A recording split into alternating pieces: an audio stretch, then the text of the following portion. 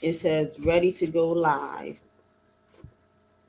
Hello, hello. Welcome to the Eyes of Life show. We are here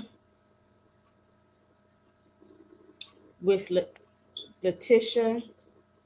I believe we are live. I'm trying to make sure we're actually live on the show.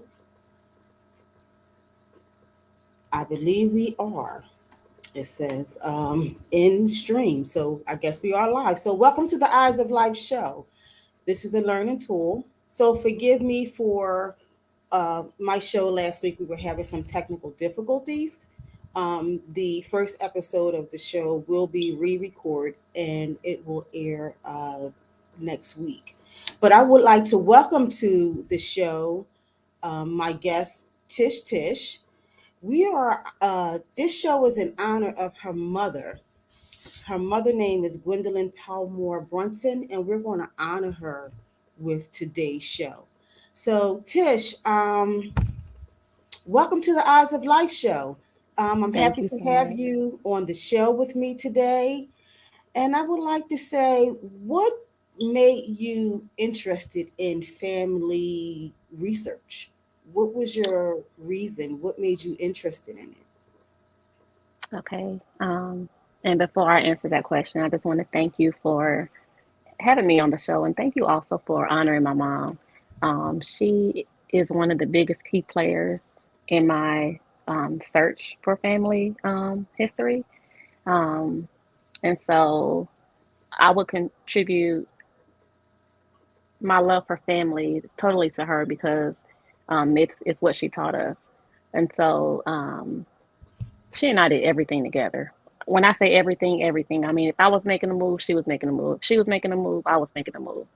And one thing that she was so passionate about was her family and her love for her family, whether they were the family that she had with her or it was the family that, had passed on.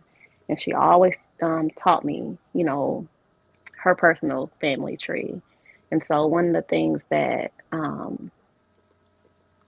caught both of our attention was ancestry. And so, we took our test, and from there, our journey just continued on. So how was it for you to take your test? Like what were you nervous when you received your DNA kit? What were you thinking? What was going through your mind? Um, had your mom already taken her DNA test already, and she was waiting? She wanted you to take yours. How did that all come about with you now taking your DNA? I was not nervous. I wasn't expecting anything, no more than, hey, let's go in here and build a family tree. It was that simple. Um, I had no idea what truly was out there. And not that there was anything, um, I didn't think that I was really looking for. It was just something to do for fun. Okay. Um, was your mother like your biggest influence? Like, come on, we're going to take this. We're going to take this DNA. We're going to see what it's going to come out of it. What's going to come about with us doing this? Because I know we were talking, and you were telling me that your mother had taken her DNA, and also your brother. So was this like a group family effort to do? Your mom getting her children on board to take their DNA. It was really just something to do. I really don't know what made us do it, no more than our love for family. My mom was big on family. There's times where, me, I was a little different. My spirit was a little bit different than hers. But, I'm kind of the hothead. I'm kind of the one who was always upset about something, and she will always will me back in. Hey, you fall out with your cousins, that's still family. So she had a passion for this. And I don't know that um, she was really looking for anything, but, and so much has come about that I didn't know about our ancestors that have passed on. Um, she and I didn't get that far together. But now that she has passed on, it's like she opened up the doors for me herself. and it's just been an amazing journey thus far. Awesome, awesome, awesome. So, what are some of the since taking your and receiving your DNA results, what are some of the things that have came about since you've taken it and you received your results? Oh gosh, I don't really even know where to start.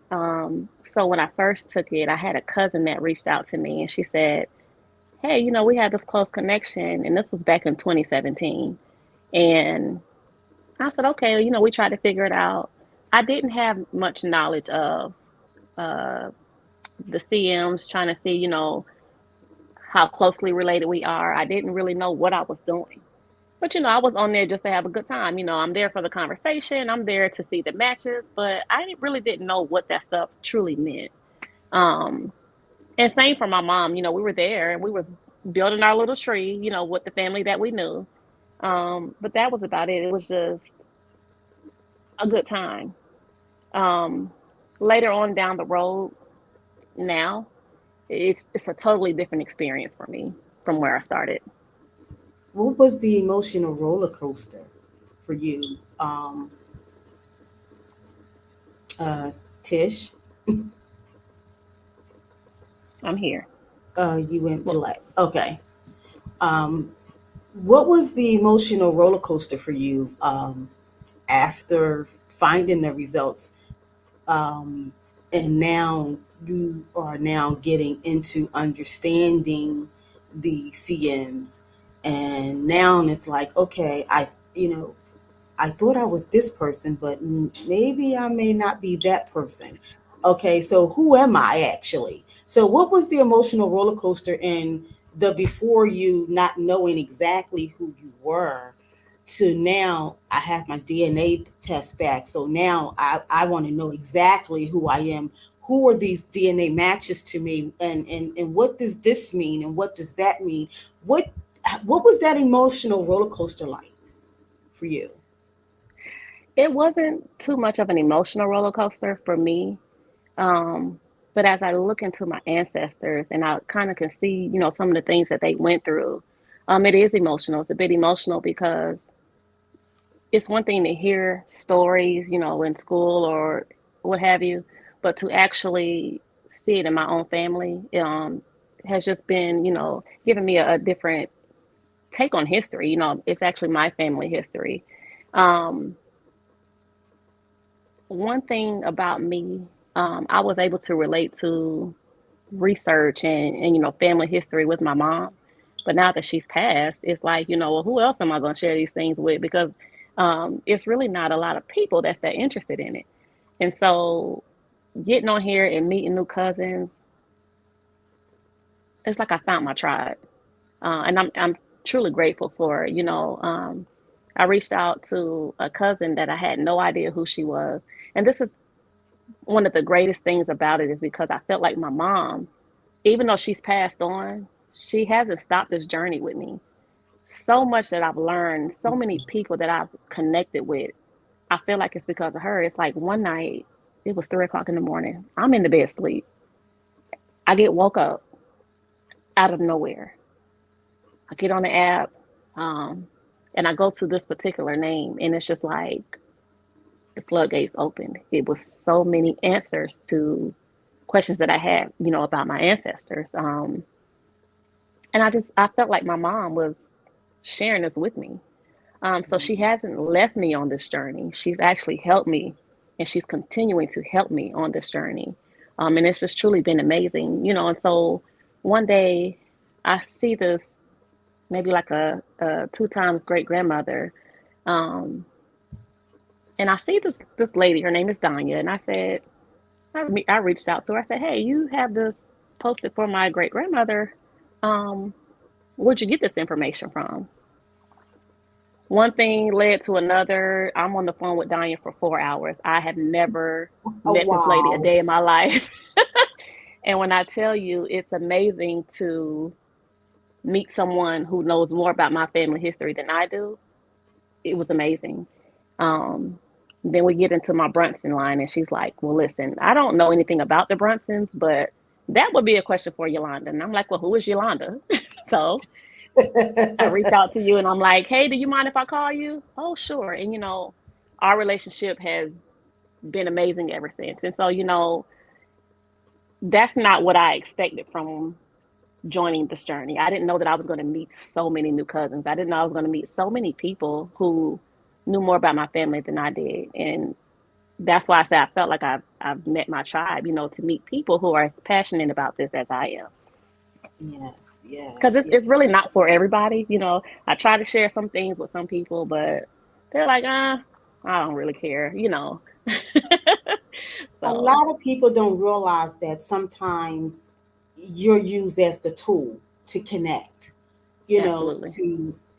to educate, to teach. And sometimes you get that spiritual connection. And once you get that spiritual connection with your ancestors, and believe it or not, now that your mom has passed, she's now with those ancestors. And those ancestors is guiding her to guide you in the right direction to seek and find. So even though you may not realize that, you know, my mom's seeing everything I do, she's Absolutely. here.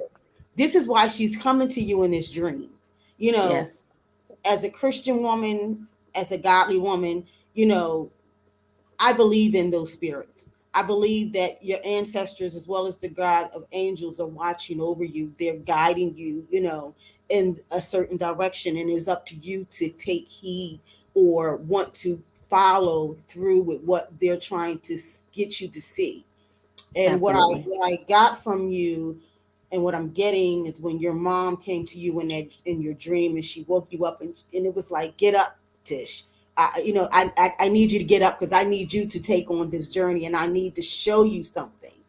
Yeah. And in showing you this, I'm going to open up a whole new world and I need you to be able to accept it. I need you to be able um, to see and embrace. So Absolutely. that's what I feel when I hear you say she came to me in spirit, because when they come to you in spirit, you know sometimes it's a good thing and you've done something good so well and it's like they want to pat you in the back, job well done, daughter. you know and that's what I feel when I hear you talk about um your mother and the journey that you guys have taken and you are on together. And it's nothing like having your mother by your side in spirit guiding you through this journey. And I know it's a wonderful feeling. So since you've taken your DNA, have you actually connected with your actual family um, that you didn't know you had? And So many. Yes. I've connected with so many cousins. You being one of my most favorite ones. It's almost like I knew you my whole life. And I don't even know if it's been a year yet. Um, but you're somebody who I am on this journey with. And it's been amazing. I've met so many people. We've had our first family reunion. I was really upset that last year, I think you guys came down to South Carolina and had this big thing yes, in 96 South Carolina. And I'm there all the time, but I'm like, you know what? It just wasn't time yet. Um, I had no idea. And so, just learning so much about the family. I've connected with so many people. Um, it's just crazy. And sometimes we try to connect pieces, and so I'm reaching out to different people, and they're receptive of it. I met somebody just a few days ago, um, trying to connect pieces, and I called him, and we chatted for a while. He didn't really know much, but he was actually excited to hear from me. It's like people are out awesome. there on Ancestry, and they don't really know that we all even exist. And so, Yeah. it's just nice to be able to connect and meet these new people. So, what are you to take, because your family journey takes you back to the old 96 district of South Carolina, being those counties in the old 96. What is your feeling about the old 96 and the occurrences that took place there? with your ancestors and the large group of family members that actually come out of Edgefield, McCormick, which is also part of Edgefield, Abbeville, Lauren County. It's so much Union. These are counties that are all within the old 96. So, Hmm. but Edgefield was that it was a place where it all really like happened. So, what is your feeling about Edgefield and your ancestors and how the families intertwined so much? I have been going to 96 ever since I can remember. And within this last year, it's like it's taken a different twist. I've learned so much about Edgefield that I had no idea Mm, about. We're right here, close to 96, and I didn't know so much. Knowing that our ancestors were there, they really couldn't leave. Um, the different families of 96, and even with our connection, I'm related to you on both sides of my family. We're double related. Um, and I found that that's the case with a lot, with it being such a small town. And not even only that, I think that one of our biggest contributors to this is um, he's my five times great grandfather, Moses Williams. He had so many children that he pretty much created a nation amongst his own, I his, will, his I will family. agree. I will agree with you on that. I definitely will agree with you on Moses Williams, who was actually my sixth great grandfather in one way, and a fifth, and it could be a fifth in another way. Um, but we have a connection, I believe, in three different ways. One is through one of Moses's daughters. The other one is through the Gilchrist line. The other one is through the Brunson line. So the beautiness in the journey, and also finding and getting to know new family members. I know for me it was, I felt like it was a blessing. How about for you? It's such a blessing. It's a blessing to, you know, find these people. It's a blessing to even know his story. He was a man from Virginia, a mulatto man from Virginia. Um, they brought him down south to South Carolina, and this man had 45 children. I mean, at some point, when you look at the families of Edgefield, everybody's related to him in some kind of way because, I mean, he had 45 children. So that's kind of what we're still dealing with. We're still finding all these connections right back to him. And it's a blessing because that's how all of us connect. Hmm. I'm going to connect to you in some type of way if you're from Edgefield because there's some kind of way, some direction, whether he's an uncle, a grandfather, A we're cousin. connecting back to this man. Yeah. Yes, a cousin. What I find with Edgefield, the multiple family connections, where Yes. you may have two siblings that marry two siblings. Yeah. Um, your grandfather may marry your grandmother has a sister, and then he has a brother. So he's going Yes. to marry your grandmother, and then his brother's going to turn around and marry your grandmother's sister. So I Absolutely. find a lot of that going on in Edgefield, and I find a lot of monogamy, where it looks like they don't even realize they're related because it's so many generations down the line, and you may see, okay, well, didn't my great grandmother know that her two-time or three-time great grandparent was maybe a brother or sister or cousin to uh that grandmother? And it's like they don't know because the last names have now changed, and they're now all Hmm. going by so many different last names. How did you find that far as your family research? How, what was your input or what was your insight on seeing that? Um, it's not anything that I really dived into because first of all, I'm not gonna lie. Some of the stuff is so much. I'm confused. And what do? I call you. Listen, let me call Yolanda and see how this connection is. So, yeah, I did see some of that taking place, especially when you look at like the different plantations they might have been on. You know, they may be here, they may go over, and then they might change to something different. Um, and so a lot of that took place, but a lot of that does require some deep research. You know, trying to keep up with where they were, what name were they carrying. Um, and so I'm just as confused as I'm sure that they were.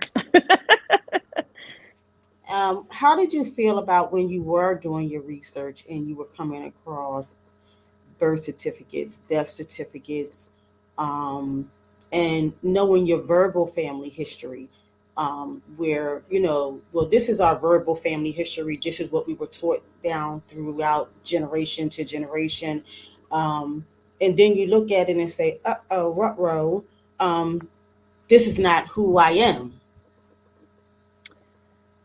um,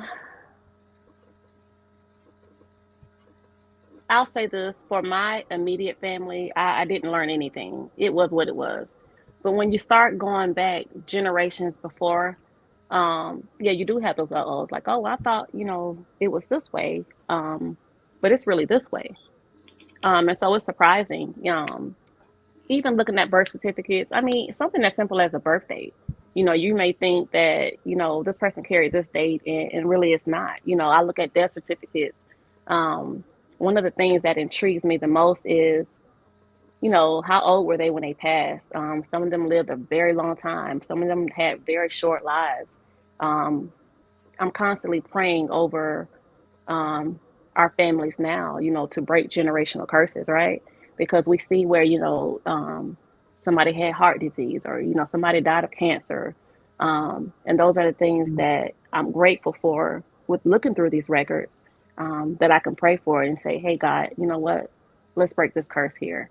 Um, it's so much. I mean, it's so much that you find in the records. It's so much that you find about the family, where you may have thought that one person was this and they may have been adopted into the family, but hey, it's really not what we thought it was. And the thing is, you thinking this person was actually adopted into the family when this person was actually already born into the family. But okay, well, you were born to uh, great uncle so and so, but then okay, well, cousin so and so now have adopted you. I mean, we Absolutely. have family members that I know for a fact that have been through that, where Yes. all right, mama had, maybe mama wasn't ready to have all these kids, so all right, she still wanted to party at some point, or, mama had too many children and she couldn't keep us all. So I'm going to give Hmm. them to Uncle so and so, but this is going to be a family secret because now you're going to go with so and so and they're going to raise you. And then it's like, okay, well, you were adopted. Okay, so now you adopted into the family. So we are going to say she was adopted to keep the secret. But Yes. all in all, just tell the truth. If you tell the truth and let Absolutely. us know, put it out there, put it open, because at the end of the day, we are all family. Tell the Yes. truth. He's not adopted. He was born into the family, but so and so raised him. That's not something that's going on that just started. This is something that's been going on for generations to come. And I think it all leads back to slavery when they would Hmm. sell off the mother, the father, the sister, the brother, and Yep. the child is left with an aunt or uncle, and that aunt or uncle is raising her, or another enslaver was on that plantation with them, and now they're raising that child. And Hmm. now it's okay, well, now she's going to become your mama since your mama is over here, so that's one of the roughest things I've came across and I've seen doing Yeah, that. it is rough to see that. I mean, we see so much, in many different scenarios that have taken place in the families. Um, and it's tough. One of my toughest things that I've experienced too is that, you will see separation. You'll see, the families getting split up. But one thing that they did was they named their children after their parents, their grandparents, to kind of keep their Mm, names in the family so that they know how to connect back. And so, like for me, I've been seeing where, yeah, I see the names, but guess what? I see it in another family too that's nearby. And so it's like, are these families connected, or, which one is truly my line? And so I'm having to find my line. Um, and so it does require a lot of research, but just digging through everything, it's definitely a journey. In that journey, Seeing, are you feeling much joy in that journey? How big yes. of a smile does it put on your face when you are looking at your ancestors and you're saying, wow, do I look like you? Is there a picture? That's one of the things that's why I take so many pictures. Because I think a picture, when you can identify a face with a name, it means so much more. It's like, Dad, I do look like her. Oh, I got her nose, Hmm. or maybe I have her eyes. You know, Yeah. um, I see that for me. What about you when you look at old photos of family members or even some new ancestors that you have now found that you found out that you are now related to? Um, are you finding yourself looking at resemblance? Yeah, I try to look at pictures as much as I can. But I know, like, with my research, it's not a lot of pictures. I mean, even with my grandparents, they died when my mom was really young. They don't have any pictures of them, and so that's one of the challenges that I face. Sometimes just hoping that I can come across something. But yeah, I think pictures are amazing. But the joy that I get from just doing research takes me back to when me and my mom started. And so now that she's passed, when I'm sometimes just to get comfort to connect to her, I'll get on Ancestry. Um, she's there. I can see her there. I can see, our families there. And so I just feel this special connection just from even logging into the app. Do you find yourself saying, "Come on, mom, let's go research"? Do you find Yeah, yourself saying that? I do find myself saying that, but I also find myself getting woke up out of my sleep at 3 o'clock in the morning. Times where I want to put it down. She's like, no, get up, let's do this. I mean, it's like she's laid so much in my lap. It's just been amazing. Awesome, awesome. That is a beautiful experience. So, if you're, and we're coming down to the last 2 minutes of our show, if your mom was alive, what would you say to her, and how do you think she would um, respond to you in your journey? What would you say? What would you say to cousin Gwendolyn? You know, what would you say? And knowing your mom, what do you think her response would be? I would tell my mom, um, our legacy is just going to continue on. We did it. It may not look like what we thought it was going to look like in the beginning. We just did it for fun, but I get so much joy with just learning where I come from. And so for her, Mhm. I would just want to tell her thank you. Thank you for teaching me family. Thank you for teaching me the importance of connecting to family.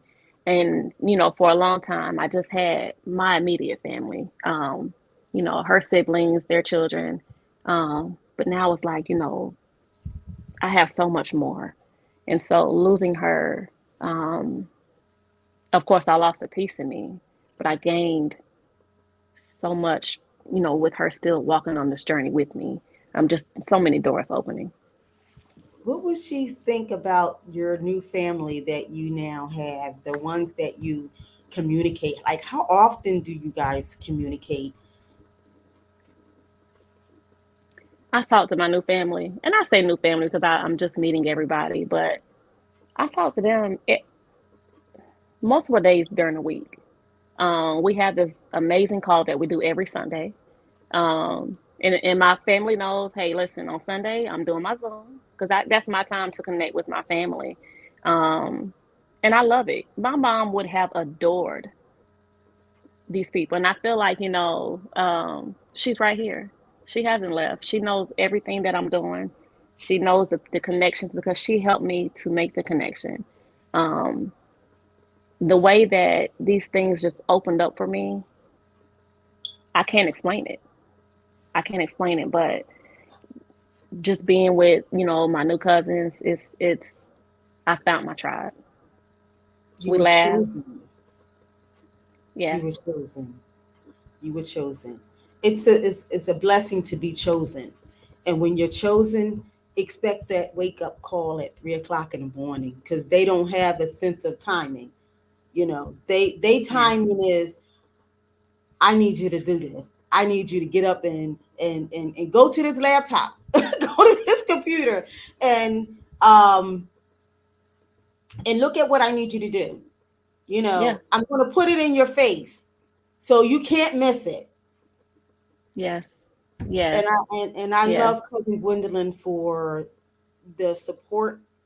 I love her for that, and I think I shared with you that um I didn't know when I had taken my DNA and we were looking and I saw her. I thought she was a Brunson at first Mhm. until me and you connected and you was like, oh no, her Brunson is her married name. And I was like, oh, okay. And I said I had reached out to her a few times, but I never got any response. And you were saying how she was going through her illness at the time when I did get an opportunity to reach out to her and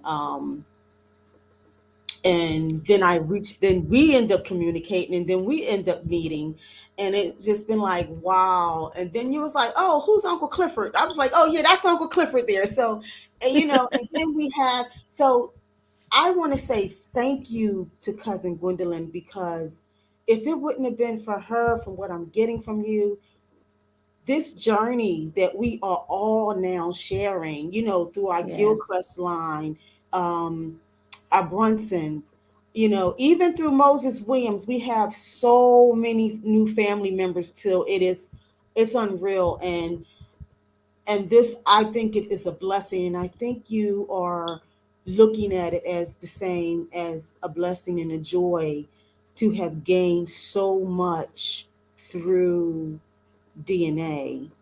Yes. Um, and I know me and you talk all the time, and we have a wonderful group, you know, Yes, we do. and it's just a joy, it's a joy for us to have. So I want to say in spirit to our ancestors, we are coming together. Absolutely. We are coming together.